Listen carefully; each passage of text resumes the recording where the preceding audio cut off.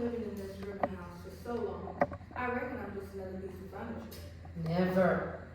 You were a godsend when you come to me at 17, yes.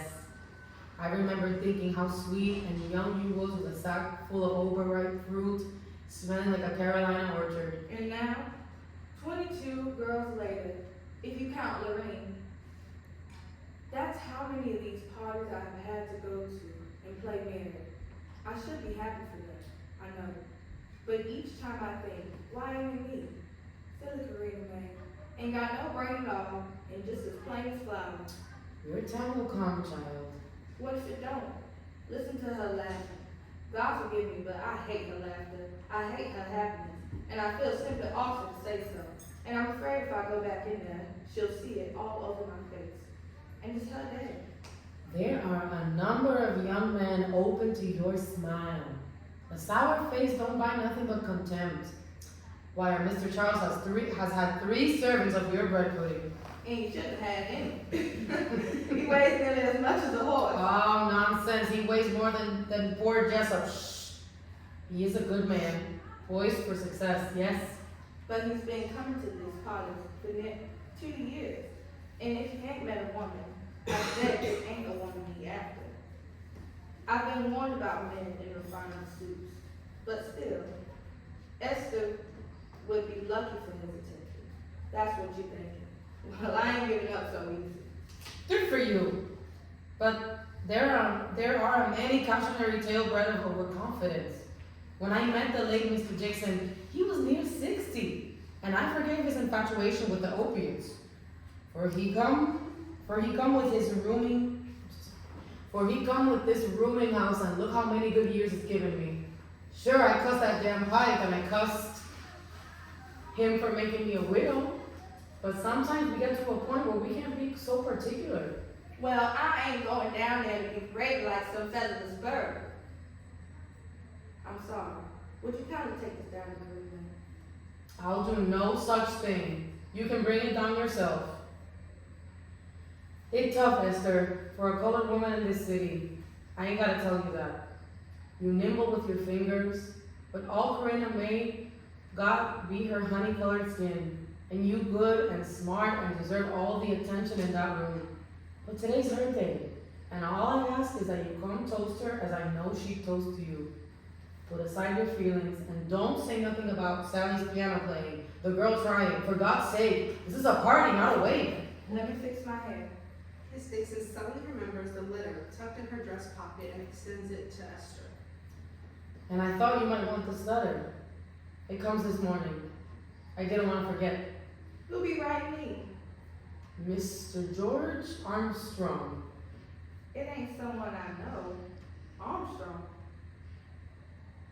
There was an Armstrong that attended my church, but he died a long time now. Will you read the letter to me? I got a house full of people. You best remind me tomorrow. And I will see you downstairs shortly. Plenty of punch left, and it's better than New Year's, so best hurry. I made certain everybody would be leaving this party happy. Miss Dixon exits. Esther examines the letter, then places it unopened on the sewing table. Lights crossfade. Esther lingers in half-light. Lights rise on a bunk in Panama. George, a muscular, handsome African-Caribbean man, in his 30s, rises from his cot. He wipes mud from his face and bare arms as he reads the letter. He has a musical Barbadian accent. Dear Miss Nichols, my name is George Armstrong. I work in Panama alongside Carson Lynn, your legal son. We're digging a big hole across the land. They said one day ships will pass from one ocean to the next. It's important work, we're told. If importance be measured by how many men die, this be real important work. One man drops together 20 people can now love like so many flowers. Carson says that we, the can of sardines, they'll protect us against the mosquitoes and fever. I say, not as long as we be digging. Lord knows our minds is ever bitter shade, but ain't such a thing to be had. Not here, at least. Don't think me too forward, but I thought it would be nice to have someone to think about, someone not covered from hate and lonely Lord, someone to ward off this awful war. Carson speaks so highly of his church that I find comfort in his regulations. I ask if I may write you, and if you're so pleased, I welcome your words. Sincerely, Lord Armstrong. Scene 2, gardenia ball corset, pink silk and crepe de chine. An elegant boudoir, the silhouette of a naked woman moves gracefully behind a translucent screen. She slides her torso into fitted lingerie. Esther sits at the dressing table exploring the carefully arranged silver grouping set. She jumps to attention at the sound of Miss Van Buren's voice, which betrays the slightest hint of a southern accent. I feel exposed. I think the straps need to be tightened, Esther. No, ma'am. That's the way it's meant to be. But I live with my family. No, if this is what you made for that singer, it is what I want. Alright, I'm coming out. Miss Van Buren emerges from behind the dressing room screen, wearing a very low corset embossed with lavender flowers. She's an attractive white woman in her early 30s. She attempts to carry herself with great poise and confidence. Oh god, I look ridiculous, and I'm behaving absolutely foolishly, but I'm not sure what else to do. Look at me, I've spent a fortune on feathers and every manner of accoutrement. They've written positively splendid things about me in the columns this season. I'm sure they did. It doesn't matter. He has spent an evening at home, or even noticed that I painted the damn boudoir vermilion red. You look lovely, Miss Van Buren. I feel like a tart from the Tenderloin. Granted, I've never been, but I'm told. Are you sure this is what you made for that singer? It is identical to the stitching. Miss Van Buren examines herself in the mirror with an initial disgust that gradually gives way to curiosity. And you say the French women are wearing these. So I'm told. I don't believe it.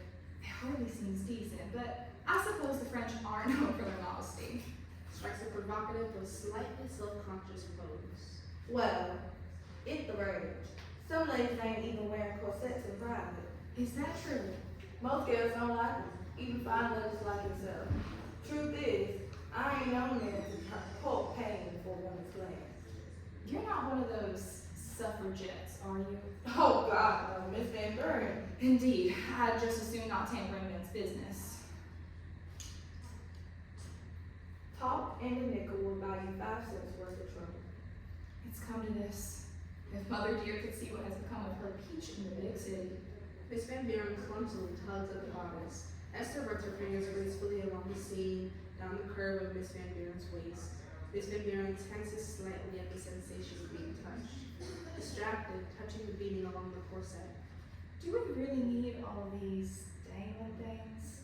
Oh, I hope you ain't mind. Add a touch of being along the train. It is different. Do you like it? I confess, I almost do. It's a bit naughty. Yes, I might even wear it beneath my gown tonight. Do you think anyone will notice? It is the annual Gardenia Ball, quite the event of the season. So I hear. And do you know what that means? They'll all be there, parading their good fortune. I'll have to smile, be polite because I'm known for that, but I will dread every last minute. Every bit of forced conversation with the Livingstons and the Badcocks. They want to know. All of them do. When are you going to have a child, Evangeline? And my answer is always the same. Why, we're working on it, dear. Speak to Harold. And dear Harold will be a sour mood for a week. You probably don't even know what I'm talking about. How many children? No, Miss Van Buren. I ain't been married. Never. And I gotta tell you something. Yes, you like. I've given him no children. I'm afraid I can't. It's not for the lack of trying. One takes these things for granted. You assume when it comes time that it'll happen, and when it doesn't, who's to blame? They think it's vanity that's kept me childless. I've heard the women whispering. If only I were that vain, but it's like he's given up. But you're so beautiful. You think so? Yes, I can't imagine you never lose interest. But he has turned to other interests. Trust me, this will stay between us. I'm totally discreet. I just see, Mrs. I don't do anything I ain't supposed to. You understand why. I'd rather not be a divorcee. At my age, it would prove disastrous. Do you think there's something wrong with a woman alone? What I think is a little consequence. If I were brave, I'd collect my things right now and find a small, clean room someplace on the other side of the park. No further, in fact. But it isn't a possibility, is it? I don't know that I'll marry. Of course you will. It's just a matter of finding the right gentleman. Ma'am, I don't want to speak out of turn, but I've been working since I was 9 years old, barely a day's rest. In fact, the other evening I was at my sewing machine and stopped work, and all this time had passed, gone, years really. And I know right there that some things ain't meant to be. And that's alright, ain't it? I wouldn't have thought no more about it, but then I got this. Yes? I'm almost ashamed to say it. At my age, it's foolish, I know. What is it? A gentleman. A gentleman has taken an interest in me. Really? How wonderful. Is he respectable? I don't know. I don't know him actually. I got this letter from Panama, a man from Panama. He wrote about 2 weeks back. I've been carrying around since, but I'm so sure I should answer. And why not? I ain't much of a rider. Oh. No, I ain't a rider at all. In fact, I can't read. Do you have the letter? Esther hesitates, then pulls a letter from her smartphone and hands it to Miss Van Buren, who quickly pursues it. She smiles. Panama. He has lovely penmanship. That's important. He isn't careless with his stroke. That's the mark of a thoughtful man. It's a good thing, I believe. I won't respond, of course. If it ain't appropriate. Nonsense. He's halfway across the world. I'm sure he's perfectly harmless. A bit lonesome, perhaps, that's all. But if I have Miss Dixon over at the rooming house help me, she'll get all up in my business. And she got an opinion about everything. I'd rather not be lectured or questioned about her. She's just about the busiest. In any event, she said to rip it up promptly. A decent woman would resort to such a diligence. But as you can see, he has taken interest in me. Would you like me to help you write to him, Esther? I couldn't ask. You need. I insist. I never done this before. Nor have I. Maybe it ain't such a good idea. Miss Van Buren, I ain't really got much to say. Goodness, of course you do. No, I don't. I live in a rooming house with 7 unattached women and 2 intimate appearance for ladies. But that ain't for a gentleman's eyes. Sure, I can tell him anything there is to know about fabric, but that hardly seems a lot worth words. It is a beginning. Come, Esther, don't be shy. Miss Van Buren sits at her dressing table and retrieves a sheet of stationery. Now, how shall we start? I don't know. What sort of things do you like to do? I go to church every Sunday, well, practically, but I don't really listen to the sermons. I just like the company and the singing, of course. And on Tuesdays, I take the trolley downtown to Orchard Street and climb 5 flights in the darkness to a tiny apartment. And when I open the door, my eyes are met. Lights rise on Mr. Marks, a handsome Orthodox Jewish man in his 30s, entering with a bolt of gorgeous flowing fabric, which he proudly displays. Lost in the sweet recollection, Esther resumes speaking. He keeps a wealth of fabrics in that apartment. He got everything you need, even things you don't know you need. Esther, you're jumping a bit ahead of yourself. Lights fade on Mr. Marks. Shall we begin with Dear Mr. Armstrong? Yes, that's good. I received your letter. Lights crossfade. George enters in his work clothes. The crossfade should allow time for Esther and George to dwell for a few moments. Dear Miss Mills, I received your letter. It's 2 months in the coming, so please forgive me. I've already read it quite since. I am most happy to make your acquaintance, and I'm anxious to hear all about you. As for me, I'd like to report on my good progress, but it isn't the case. It's now seeming impossible next year, but here we be, digging into the digging, bathed in the water up to our necks. They say a mad Frenchman dreamed of this kind of project and convinced the devil to give him an army of workers. The price is great flicker across the land and reaching to the earth's belly. Indeed, chaos is back from our way. That's what we said anyway. When the great oceans meet and the gentlemen celebrate, will we color man be giving glasses to raise? Today, we set the roots of the giant unborn and watch the tumble to the ground. I stood thigh-deep in crimson blossom, swathed in the wrong of death, and wondered how a place so beautiful could become such a war. But days on all that. If you take a moment to listen to the forest around us, there's so much life just out of sight. And then we men from every corner of the Caribbean, sharing tales around the flies. Headlights on Roman laughter, heads like on laughter. But now, I read your letter. I see you sitting at your sewing machine. I hear the sound of the wheel turning stitches strong, drawn together with pieces of satin. Think I machines here that take 6 men to operate and slice through phone and butter. I always wanted them ways, but they let me the most splendid thing and shall ride my back through the pocket till the next. Yours considered, your Marshall. Scene 3. Imperial silk embroidered with blue thread. Another bedroom with a parent tenement flat. It is small and cluttered with bolts of fabric. Mr. Mark scrambles to put on his suit jacket as a knock sounds on the door. His worn black suit is missing the top button. He hastily folds up his bedroll and opens the door breathless. Esther stands in the doorway. She notices the bedroll, but chooses to ignore it. Mr. Marks, am I too early? No, not at all. Come in, come in. I have a number of things to show you. Good. Let me guess. Unrolling an extraordinary length of silk. Feel this one. Japanese silk, your special order for the lady on 5th Avenue. It took me nearly 1 month to find this very piece. I had to go everywhere. Lovely. Yes? Lovely. Look at how finely embroidered. Beautiful. I have 2 extra yards left. I give to you for next to nothing, if you like. Next to nothing is too much for me. You know my answer. What will I do with it? Make something lovely for yourself. It'll be wasted on me. You'll never see this again, I guarantee. I'll let our 5th Avenue lady cover the difference. How about that? I see how much you like. I promise, it is the very best quality. She don't know what she has. She don't come down here to feel the fabric herself, to feel the difference, the texture. She don't know how remarkable a weave. I could make a shawl. Or a smoking jacket for your gentleman. My gentleman. Oh no. Subconsciously, she runs the fabric across her face, then releases it. You've distracted me, Mr. Mark. You always get me to buy something I don't need. When I see something of quality, I like to share with my favorite customers. Everybody wants the same thing, but you want different. I like that. Thank you. Mr. Mark smiles warmly at Esther.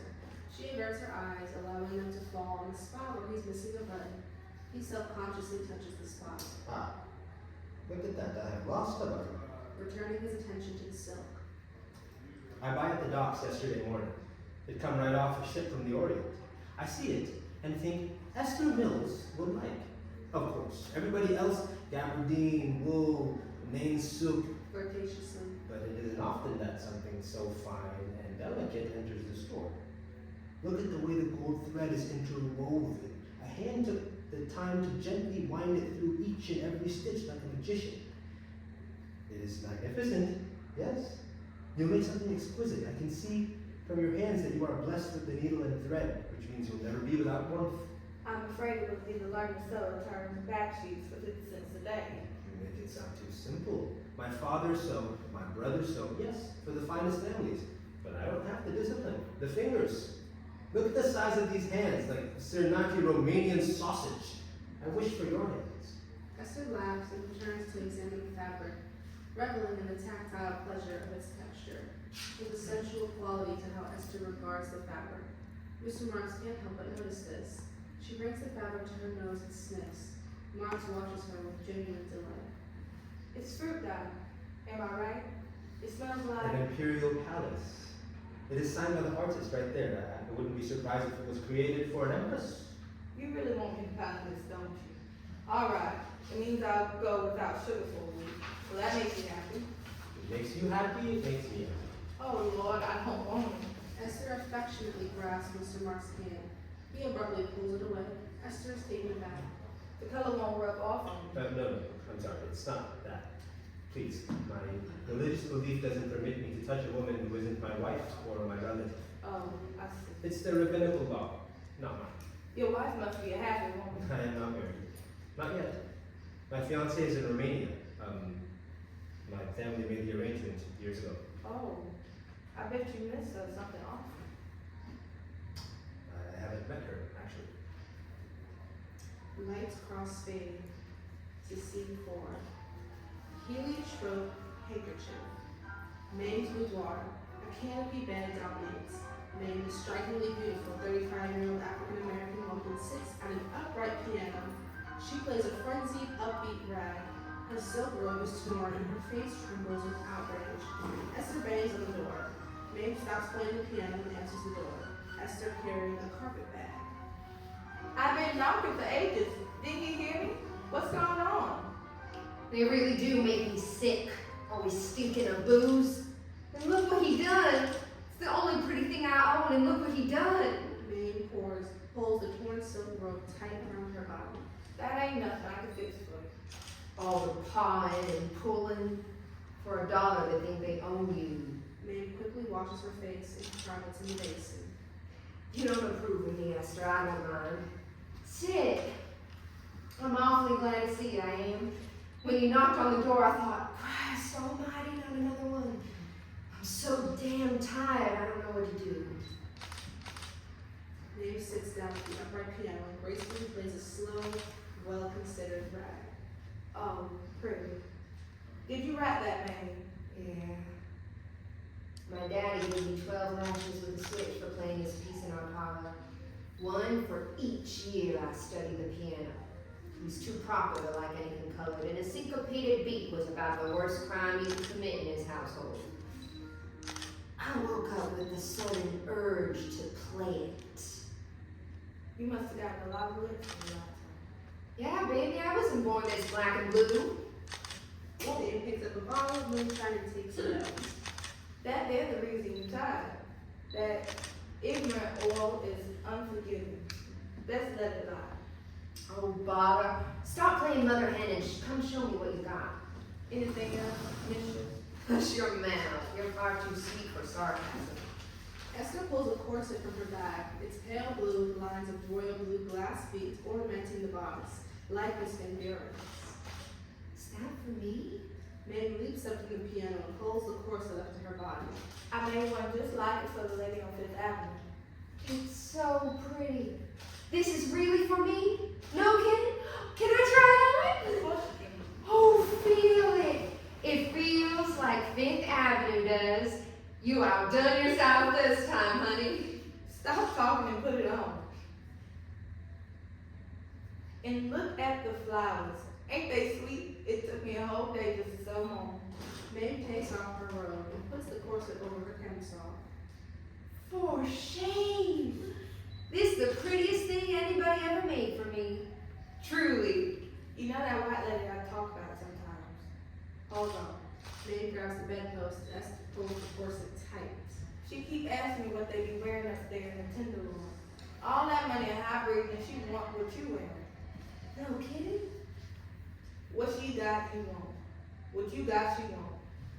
I ain't got the money to pay for it. What you think? Do I look like a Fifth Avenue bird? Grand. You look grand.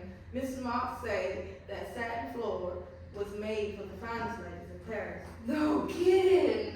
I ain't going to buy it, but oh Lord, if he didn't talk me into it. Mr. Marks?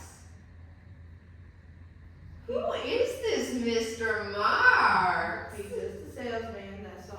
It sounded to me like you a bit sweet on him. Me? Oh no, he a Jew. And I've been with a Jew, with a Turk even, and let me tell you, a gentle touch is gold in any country. I see the body is a bit snug. Is he handsome? I ain't noticed. Good, patient Esther. Come on, he wouldn't be your first, would he? I ain't listening. You dear thing. Maeve grabs the arm. Esther doesn't respond. No kidding. I can't even remember what it was like. Ain't that something? Let's not talk about this. Mercy, what you must think of me. Suddenly self-conscious, she touches the beading of the corset. And if you must know, I'm being courted by a gentleman. Courted by a gentleman. Beg my pardon. Not that Panama man. Oh, come on. Don't tell me you still riding him. You writing me. You rather a man all the way across the ocean than down Broadway? Are you expecting him to arrive in the mail like some tonic from a catalog? Please don't make sport man. I'm just playing with you. I ain't expecting none. Hold on. Maeve acknowledges Esther's hurt. She caresses her face. Sure you are. Sure you are, honey. Who ain't?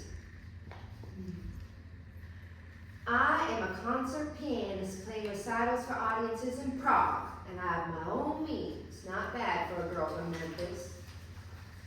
Maeve goes to the piano and plays a few bars of classical Perhaps allow it to become a red. And Madame always takes tea twice a week with her dear friend Miss Esther Mills, who's known in circles for what? I forget. Esther is reluctant to share her dream. Come on, Miss Esther, don't be proud. I own a quaint beauty parlor for colored ladies. Of course. The Smart Set, someplace east of Amsterdam, fancy, where you get pampered and treated real nice. Cause no one does it for us. We just as soon wash our heads in a bucket and be treated like mules. But what I'm saying about is someplace elegant. Come on, Missy, you too fancy for me. Esther allows herself to get lost in fantasy. When you come in, Miss Mame, I'll take your coat and ask, would you like a cup of tea? Why, thank you. And I'll open a book of illustrations and show you the latest styles. I can pick anything in the book. Yes. How about if I let you choose? Very well, make yourself comfortable. Put your feet up, I know you're tired. Shucks, you don't know the half of it. And in no time flat, for the cost of a ride uptown and back, you got a whole new look. Just like that? I reckon I'd pay someone good money to be treated like a lady. It would be worth 2-3 days on my back. Yes, it would. You think so? I know so. And if I told you I got a little something to say to you, I keep sewed up in the lining of a crazy quilt.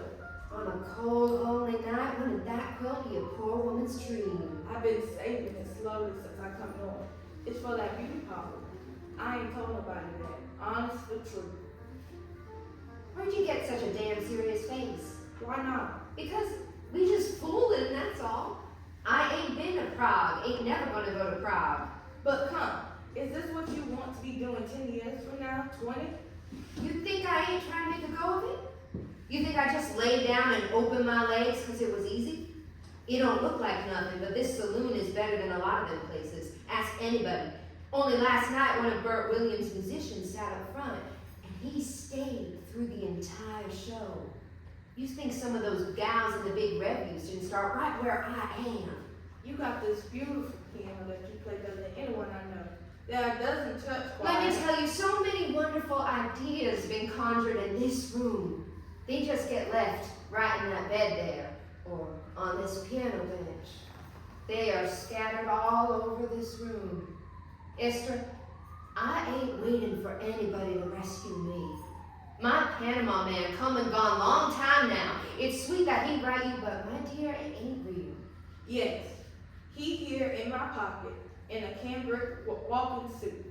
He has a heliotrope handkerchief stuck in his pocket and a sweet way about him. He's so far away I can carry him in my pocket like a feather. Laughs, producing a letter from her apron. Ain't a week go by without one. I know the postman by name. I ain't interested. Put it away. Come on, Miss May. Don't be proud. You know you want to read it. Dangles the letter, threatening to put it away at any moment. Hell, give it here. Snatches the letter and quickly pursues it, allowing herself a smile. Ooh. What is that? Your man got himself a new pair of socks. Wait. Uh-oh, he asking what you look like. Ain't you told him? No, I'm afraid. I know what to say. Tell him the truth. That I don't look like much? You tell him that you're about as lovely a person as there is. You know that is so. Of course it is. And what does it matter? You think half the men that come in here bother looking at my face? No, ma'am. He don't care about this. Grabs Esther's face and gives her a kiss on the forehead, playfully showing off her physical attributes, which are accentuated by the form-fitting lingerie. He interested in this, my dear. This is what he's asking for. I wouldn't dare write about something like that. He Christian. And it's in his weakness that he'll find his strength. Hallelujah. Come on, I'm just playing with you. I'm being serious, and you got your mind together. Oh, for God's sake, the man just asking what you look like because he wants something pretty to think about come sundown. You reckon? Then will you help me write something? Hands the letter back to Esther. No, what about your white lady? Why not have her do it? Because I'm asking you, my friend. No, my writing ain't perfect. Don't bother about the handwriting. We'll tell him I pricked my finger last summer. He'll understand, please. Oh, May fetches a sheet of paper and a pen and sits on the bed. Esther sits next to her. I ain't romantic. I find this silly. Really, I do. But only 'cause it's you. So, how do I begin? Dear George, May concentrates and slowly writes. A love letter to a gentleman. Yes, I know. Dear George, I brought you wearing a lavender silk robe with... Esther giggles. Lights cross fade to George, who enters carrying a lantern. He is soaked through by the rain. Dear Esther, thank you for your sweet words. Your quick finger delivered the most unexpected gift. Be quiet now. Only notion is the rain. Only sound is the rain. It is the white season and the work all will stop. The rum shop be the only is business that do prosper. I seen months of hard work lost in the evening, and good men befriend the devil overnight. And if I told you it's been months since I've seen a decent woman, it wouldn't be a lie. In a caravan of sweet-faced Indian girls offering up their childhood for half a day's wage. Yes, many men leave here the blessing that come. I shan't be one. It isn't appropriate, but I will say, I crave a gentlewoman's touch, even if it only be to turn down my collar and brush away the dirt in the evenings. Indeed, I'd like to meet you as a gentleman. I think much about the suit I will wear, and the colors of your eyes are unpleasing. I imagine your cobblestone roads and the swinging carriages on the avenues and a dry place to sit.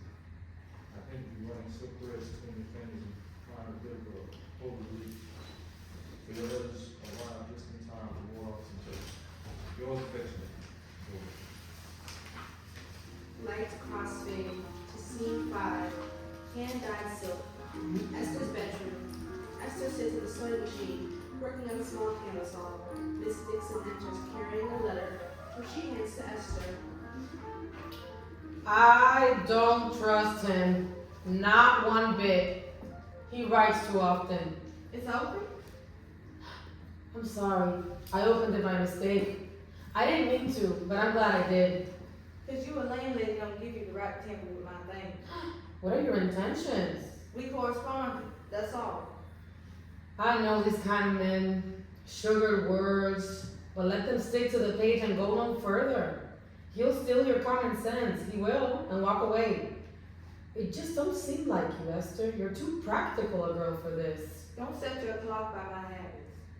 His tone is very familiar, and I don't approve. I'm sorry, but I needed your approval. My goodness. I hope you ain't expecting anything to come of this. And if I am, Our Mr. Charles, he asked me twice about you this week. I told him he was most welcome to call. Mr. Charles is a fool in the blood. Ugh. And I'm sure he don't even know who I am. You are a stubborn little country girl and very particular, and it wouldn't hurt you to be more receptive. To who? Mr. Charles? Remember it's me you're talking to, not Noreen or Irma, or one of those other little silly, open-hearted little girls. And yes, I'm writing letters to a man. And it may come to nothing, but I am a sweetheart. But I am his sweetheart twice a month. And I can fill that envelope with anything I want. Yes, it's an innocent enough flirtation, and I have my share in my youth. And believe me when I say I was romanced by many bright and willing young men. It's potent, I know, but I ain't ashamed to admit that my pride ultimately led to compromise. And if you're not careful, Esther, Don't. This quilt is filled with my hard work. $100 for every year I've been seated at this sewing machine table. It's my beauty parlor. So you see, I don't need Mr. Charles for this good job and position. you think this is enough? Do you? You think it's gonna make you happy when another half dozen girls waltz away in camisoles of your making?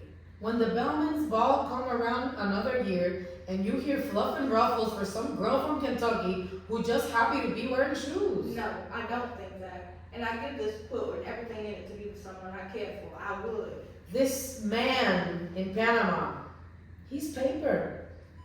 And I'll show you how easily he goes away. Miss Dixon. You'll thank me. Miss Dixon exits. Esther picks up the pieces of the letter. Lights cross fade to George and Hamlet as he picks up pieces of fabric. Dear Esther, I opened the letter and these tiny bits of fabric tumbled out to the ground. Imagine my surprise. gray wool, pink silk, and blue flannel, which I tucked in the back of my shirt this morning. Lights crossfade to Mr. Mark's bedroom. Esther touches the various fabrics. Muslin, taffeta, satin, tulle. Mr. Marks unfurls a cobalt blue roll of silk, then a vibrant roll of magenta silk. It is hand-dyed silk. I washed it yesterday, and look, Holds up the magenta cloth. Yes, it's beautiful. have you ever seen anything like this? No. It looks fragile, but feel it. Esther runs her hand across the blue material and smiles. Ah, it will feel even better against your back. The ladies will like this indeed. You shouldn't have showed me this. She pulls the blue fabric around her shoulders, then wraps a strip of the magenta cloth around his shoulders. Look at this color. It looked very good on you, Mr. Marsh. She doesn't? Esther laughs, then Mr. Mark laughs, an awkward moment, fraught with the unspoken attraction that lies between them. Your button. I forget. If you take off your jacket, I'll sew it on. Don't worry. This time. It'll take me no time. No, thank you. Truly, it's fine. Why do you always wear black? You sell all of these magnificent colors, and yet every time I see you, you're wearing black. You ask a very complicated question. It's an act of faith. That is the simplest way I know how to explain. It is one of the many ways that I show my devotion to God. Is marrying someone you don't know another? There's 1,000 years of history and struggle behind the answer to that question. And yet it seems as simple as taking off the jacket. I'm sorry, I didn't mean to upset you. You haven't upset me. If you wrap the magenta, I'll pay you next week. To answer your question, it has always been that way in my family. Put this in your country. But we come with our pockets stuffed? Yes. We don't throw away nothing for fear we might need it later. I wear my father's suit. It is old, I know, but this simple black fabric is my most favorite. Why? Because when I wear it, it reminds me that I live every day with a relationship to my ancestors and God. As Mr. Marks turns to wrap the fabric, Esther ever so gently touches the back of his collar. He doesn't register the gesture, or does he? Lights crossfade to Miss Van Buren's boudoir. Miss Van Buren wears a lacy kimono and corset made of hand-dyed magenta silk. Hand-dyed silk. Is it popular? It will be by fall. Really? I'll have to weave that tidbit into conversation this evening. My in-laws are coming. The frog and the wart. Oh, and did I tell you? I saw Mr. Max Fiedler of Germany conduct selections from Douyon. I had to endure an encore from the soprano. What was her name? Something Russian, no doubt. I'd rather have gone to the electric show at Madison Square Garden, but you see, Harry isn't impressed with electricity. Miracle upon miracle, but their remain-staying sides will never be able to give us, he says. So he refrains from enthusiasm. By the way, I bled this morning, and when I delivered the news to Harry, he spat at me. This civilized creature of society. We all believe Esther, and yet I actually felt guilt, as though a young girl again apologizing for becoming a woman. Miss Van Buren sheds her kimono, fully revealing a low-cut magenta corset with pale pink camisole beneath. Maybe I'll be a bohemian. A bohemian needing a husband. She's not bound by convention. I don't see why you let him do you this way, Liz. If you don't mind me saying. Have you been to the opera? Aware that she overstepped, Esther nervously adjusts the bodice. No. Oh God, you're lucky. It's one of those things required of me. I'm certain you found more engaging means of entertainment. Actually, I only been to the theater once. Really? What did you see? Nothing special, blind governor and something spiritual. I need you to lift your arms. Like this? It's pinching me right here. Esther ignores Miss Van Buren's playfulness. She stands behind Miss Van Buren and wraps her arms in her torso. She runs her fingers along the top of the corset, then reaches in to adjust her breasts. Esther tightens the bodice as Miss Van Buren continues. I've never been to a colored show. I'm told they're quite good. I suppose. I should like to see one for myself. You must take me to one of your shows. And will you take me to the opera next time you go? I would, if I could. It would be marvelously scandalous, just the sort of thing to perk up this homegrown season. Miss Van Buren touches Esther's hand with an unexpected tenderness. Esther politely withdraws her fingers. It's so easy to be with you. Your visits are just about the only thing I look forward to these days. You and our little Sir George, of course. Shall we write something dazzling to him, something delicious? But if What? Why not? to have something simple this time, I believe they're really affection growing. Yes, long ago. He seems quite taken. I don't want him to be disappointed. And he needn't be. We'll send him your warmth and he'll find you irresistible. Do you think we could describe this silk? Runs her fingers down the front of Miss Van Buren's corset. Will you tell him what it feels like against your skin? How it's soft and supple to the touch? I ain't got the words, but I want him to know this color, the gentle red. What it make you feel right now? The silk? Are you sure? Yes. Mercy, if my friends knew I spend the day writing love letters to a colored labor, they'd laugh me out of Manhattan. People do a lot of things they don't ever speak of. I smoked opium once with the most proper of women. She dared me and I did it. And you? What have you done? I touched someone. Who I knew I wasn't supposed to touch because I wanted to. It was wrong, but I couldn't help myself. Miss Van Buren takes in Esther's words. She exits. Lights crossfade to George sitting on his bunk. He's illuminated by a kerosene lantern. Esther remains on stage in half light, as if she is listening to George speak to her directly. Dear Esther, it's dawn. No work has begun. The morning is still holding the ocean, not yet blue. But I can see past everything coming to the horizon. And it is here in half light that I imagine you. 6 months have passed since our first correspondence, and much has changed. I wandered off from my parish died, taken by people too nice fast. All the imagined machinery and there's nothing to be done to this boy. He got me thinking about this family behind and the wife you never meet. Why so easy? Why he? His young life ended not knowing a word from the Yankee chief, except regret that the new boy came so quick. This morning I try to remember his small black face and cannot even recall his smile, though his hand gave me water each and every day since I've been there.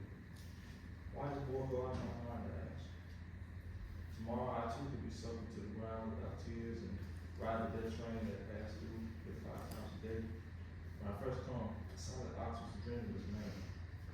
But I watched the splendid way the American gentlemen touch their fine machines and laugh away the jungle, and I know what great and terrible things that sleep brings. And yet, though America sounds like a wondrous place, a man such as myself would be willing to surrender much before a taste of the modern world. Yes, I see beyond the tilted palms, through the mangrove, and across this Caribbean sea to where you sit. I'm here beside you at this moment, and I tell you, I am a good, strong man. But I've come to feel for you can best be described as God. I love you. There's no other way to say it. Will you marry me? What's the door on you, George? Lights crossfade to scene 6. White cotton and bed linen. Meg's boudoir. Meg hangs a pair of wet stockings on the bedpost. Why are you smiling so big? Close your mouth before your teeth dry out. He asked me to marry him. What? No kidding. It ain't right. Show me. He said he loves me. And do you love him? As much as you can love me, man, you ain't see. I'm 35, man. And he wants to marry me. And there ain't gonna be no more opportunities, I'm afraid. I told him yes. Oh, goddamn. I'm sure he's a fine man. Yes, I suppose. Any man go through this much trouble to court a woman must have his virtues. I reckon. He right back. He arrived next month. That soon? You hardly ready. I know. I'm getting there. Oh God, will you come with witness the ceremony? Me? You want to bring me around your new husband? It would be nice to have a friend witness. No. I ain't been to church since I was 17. It ain't about you. It's just a promise I made to myself years ago. I ain't got nothing to say to God, and it don't seem right to go up into somebody's home and you ain't on speaking terms. It's just a building. Just the same, I'd rather not be reminded. But thank you, my dear. It's a long time since I've been invited any place proper. Me too. Laughs and grabs a bottle of liquor. Hell, we ought to celebrate. Somebody give me this gin. Looks expensive. What you think? Should I open it? Sure, why not? We gonna toast to one less spinster in New York. Oh God, I hope I ain't making a mistake. Oh, you'll be fine. You're about the most sensible gal I know. Enjoy this, honey. It's a splendid feeling. Yes, indeed. I was engaged once. You won't tell nobody? A mortician's apprentice who hated music. Need I say more? Do you regret not marrying me? Some days, no. Some evenings, honey. But here's to Esther. You will be a beautiful bride, and may happiness follow. They toast and drink. Meg sits at the piano. My dear, you're gonna go to socials and other ridiculous functions that married folk attend, drink lots of lemonade, God forbid, and become an awful gossip. And you know, it won't be appropriate to visit a place like this. Who said that? I say. We friends. Ain't no Panama man gonna change that. Well, I hope he is wonderful. Meg starts to play the piano, singing. Give me a man that'll come and bake me a cake. Put in some sugar and spice. Yes, he can put it in my oven any old time and watch it rise on up. Give me a man that'll come and mow my lawn from the front to the back. Esther joins in. Yes, he can tend my garden any old time and watch it rise on up. A woman needs a handyman to take care of her home. A woman needs a candyman who will fight the bees for the comb. Give me a man that'll come and bake me a cake, load it with some sugar and spice. Yes, he can put it in my oven any old time and watch it rise on up. Lights crossfade to Esther's bedroom. Miss Dixon is packing Esther's suitcase. Esther enters. Who is going to sit next to me at the table? There is Bertha, but she has no conversation. Oh, I could move Irma down closer. She and Bertha don't speak. It'll be an absolute mess at the dinner table without you, that's for certain. Oh, it's gonna be a shame to let this room to anybody else. It has so many of your sweet touches. Yes. He wasn't always pleased with my conversations about Carl. Who told you that? Well, they lied. Holds up a dress. Oh no, not this little frumpy thing. Really, Esther, my grandmother wouldn't even wear a collar like so, and she was a right proud Christian soldier, yes. Well, I like it. It's the most refined thing I own. I paid $5 whole dollars for it. You'll scare off your gentleman, and it ain't worth $5 of misery. You need to be a prude. Trust me, your man will have needs, and it's your duty to keep his member firmly at home, yes. Excuse me. I shan't repeat it, but there ain't no greater disappointment than a husband without much vigor. Believe me, I know. And sometimes you gotta be pleasure to ensure your own satisfaction. You understand. I ain't an expert, but I do have some experience, and I'll tell you, give and take make for the best of partnerships. Never mind what the minister tells you about decency. What go on between a man and wife be their own business. He will test you and he will try you, but don't let him beat on you. Don't take no shit from him, understand? Miss Dixon. Excuse me for saying, but if he raises his hand once, you'll do it again. I thought we should have this conversation before you go off. I don't mean to scare you, but I know you come as an innocent, and we're friends, so I feel I can speak plainly. Thank you, but I don't believe I'm old enough. I do believe I'm old enough to handle things for myself. Just the same, I thought I'd say it. Now what you want me to do with this dress? Is that bad? Let's just say we'll give it to Deacon Wynn and let the church ladies fight over it. Yes. You're really gonna do this, ain't you? You didn't expect me to be here for the rest of my life. I guess I sort of did. I'm so used to hearing your sewing machine and foot tapping up here. Yes, I reckon I'm gonna miss it. Another gal will move into this room, and by supper you'll be fussing about something new. You say that with such certainty. You hurt my feelings, Miss Esther Mills. 18 years is a long time. Yes. I don't reckon I've known anyone else for that long. It'll be lonely. You have plenty of suits to keep you busy. But ain't no working man amongst them. You know, you don't have to do this. Yes, I do. I stay on here, I turn into dust one day, get swept up and released into the bottom without notice. I finally found someone, just as you found Mr. Dixon. I married him because I was 37 years old. I had no profession, and there wasn't a decent colored fellow in New York City that would have me. But you come to love each other. I suppose. He gave me some laughs. But you see, my mother wanted me to marry up. She was a washerwoman. And my father was the very married minister of our mission. He couldn't even look out at her there in the church pews. But she'd sit there proudly every Sunday, determined to gain God's favor. Very good. She didn't ever want me to be embarrassed of my fingers the way she was of hers. I'd wash her with witch hazel and hot oil on her delicate hands, but they remained raw and chapped, and she kept them hidden inside gray wool gloves.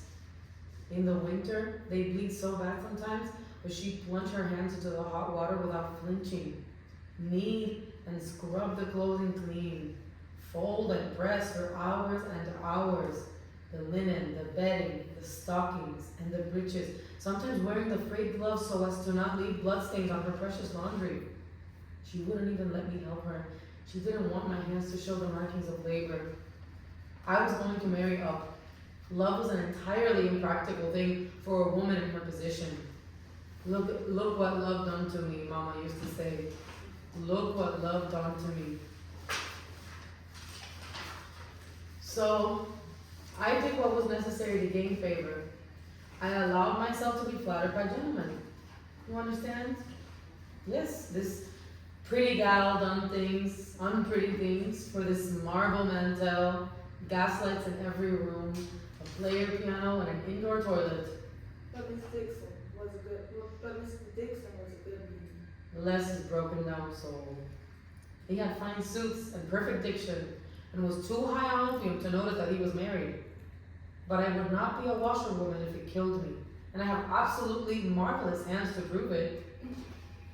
But you have godly fingers and a means, and you deserve a gentleman. Why gamble it all away for a common laborer? Love. Don't you let a man have no part of your heart without getting a piece of his. Lights crossfade to George. Dear Esther, I held an report of line 2, awaiting passage to New York City. A passage will come down with cholera, so here I wait, writing patience. He said tomorrow. Crossfade to Mr. Mark's bedroom, where Mr. Marks has just finished pouring a cup of tea. Esther hesitantly enters. Miss Booth, where have you been?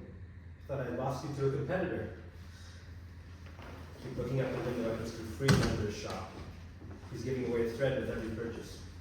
Yesterday, stress tonic. Tomorrow, who knows? I saw this morning Mrs. Simons, my cousin's wife, go into Mr. Friedlander's. This fabric is inferior, I tell her this, but she wants the stress tonic. Then go to the pharmacy, I said. Where have you been? I've been going crazy. I couldn't bear to lose you to Friedlander. I'm sorry. No, I'm sorry. You must have been busy, of course. I thought something might have happened to you. Don't tell me you were about me. Well, yes. I didn't have your address, otherwise I would have inquired about your health. I'm very well, thank you. A moment. Esther smiles. Mr. Marks shyly looks away. I found something I think you'll love. Do you have a moment? Yes. I'll get it. He fingers through the bolts of fabric, but suddenly stops himself. He struggles for a moment with whether to broach a question. I just made tea. Would you have a cup of tea with me? Thank you. That would be nice. Mr. Marks clears a chair for Esther. She sits now a bit disarmed by the invitation. Mr. Marks pours her a cup of tea, then one for himself. He sits down in a chair, crossing from her. A moment, he touches the spot where the button is missing. Is the tea hot enough? Milk? Would you like sugar, of course? No. Thank you, it's fine. You have a lovely smile. Esther stops smiling. Mr. Mark stands up, embarrassed by his candor. Let me show you the fabric. Actually, I have a special request. I'll need fabric for the wedding gown, something special, Mrs. Marks. The bride don't got a lot of money to throw away. Satin? Chiffon? Cotton? Silk? Yes. Tell? Satin, I think. She hasn't told you? Silk. Mr. Marks pulls down several bolts of fabric. Esther examines each one, her excitement muted. That one you're touching is very popular, and the price will please you. 30 cents a yard. 20. 25 cents. It's The too, bride would like. it's too much. Something less expensive. I'll dress it up with lace and ribbons. Points to a faded old roll. How about this one? It's a wedding. This is for an older woman. I ain't so young. The bride's mother, perhaps. You are getting married. Yes, you seem surprised. No, not at all. My congratulations. Mr. Marks pulls out his finest wedding fabric. Please. I'm sure the rich lady who ordered this didn't appreciate the delicacy of the fabric. She gave no thought to who crafted this perfection, the labor that went into its making, how many hands touched it. Look, beautiful. You deserve to wear it on your wedding day. It's so beautiful. It looks like a little fair hand's made. It's too fine. Come, touch it, and then refuse. Please, touch. Mr. Marks watches Esther run her fingers across the fabric. He also touches it sensually. She closes her eyes. He continues to watch her, savoring the moment. It is exquisite. Miss Mills, many fine ladies have worn it against their skin, but it was made for you. I know this. Esther holds the fabric to her face and begins to weep. May it be your first gift. Mr. Marks wants to offer her comfort, but he cannot touch her. I won't let you. It would be my pleasure. Esther accepts the length of fabric. They gaze at each other, neither able to articulate the depth of their feelings. A moment passes. Esther and Marks exit as the lights rise on Lynn, seated at her piano. She plays a rag. Lights rise on Miss Van Buren, who enters her boudoir smoking a cigarette and nursing a glass of brandy. She studies her image in the vanity mirror. When we see Mr. Marks re-enter his bedroom, fiddling with the buttons of his jacket, he takes out a needle and thread and contemplates whether to sew a new button. Lights on Miss Dixon, who enters carrying a wedding veil. She toys with the delicate fabric. Then George enters in an ill-fitted, frayed gray suit, at his best. He moves downstage with the uncertainty of a new arrival. Esther, dressed in a spectacular red wedding gown, nervously enters. Miss Dixon places the veil on Esther's head. Everyone but George and Esther exit. Esther joins George down the stage, each of them in a separate pool of light. George and Esther look at each other for the first time, then look out into the world. There is a flash as from an old-fashioned camera. The sepia-toned image is captured, a project titled and appears above their head. Unidentified Negro couple, circa 1905. Blackout. Scene, Act 2, Excuse Scene me. 1. I have to go.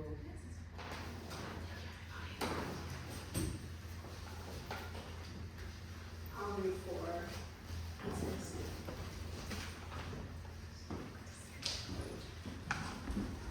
Act 2, Scene 1. The wedding corset. White satin embroidered with orange blossoms. Esther stands in a pool of light. She wears her wedding gown. Another pool of light equals George. He wears his worn gray wedding suit. Lights rise, a spare studio flat. An iron bed dominates the room, and George and Esther are standing on either side of the bed, which is covered with the crazy quilt. Silence divides them. Finally, Esther speaks. I don't really feel much different. I guess I ain't expecting much something. Don't really feel much different. I guess I expected something to be different. It was a nice ceremony, didn't you think? I wish my family could have witnessed it all. My mother in particular. When the minister said, man and wife, I nearly fainted, I did. I've been waiting to hear those words since. They nearly took my breath away. Man and wife. And the truth is, we barely know each other. I've written you near everything there is to know about me, and here we is, and I feel I ain't got no more to say. His accent was a touch heavier and more distinctly rubbing than before. We ain't need to say nothing now. We got plenty of time for that. We late. George takes off his jacket and tosses it on the bed. He loosens his top button.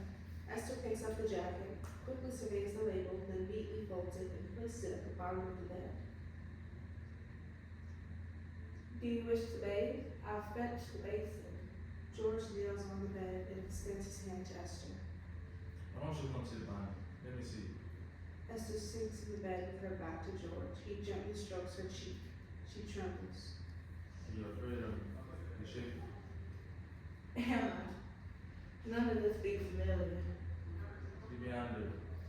Esther gingerly passes her hair to George. He sits next to her, kissing each of her fingers, then places her hand on his crotch. See, I ain't scared at all. Esther leaves her hand resting on his crotch, uncomfortable, a moment. I expected you to be. Prettier? No. I was gonna say. It's okay, I've lived my life. I've lived with this face all my life. Ain't no surprises. We should say what we think now and get it out of the way. I suppose from your letters. I describe my character